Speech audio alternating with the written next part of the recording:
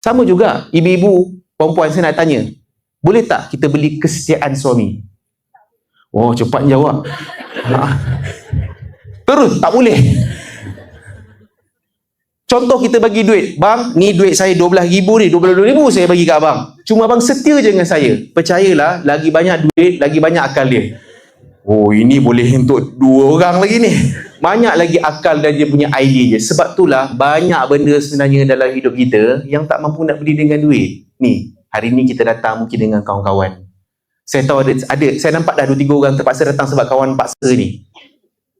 Kawan-kawan yang sudi kawan kita, itu tak boleh dia beli dengan duit. Kawan yang boleh terima kita. Ingat tak, ada masalah tu, siapa dengar masalah kita?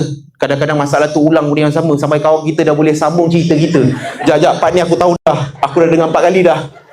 Tapi dengar juga.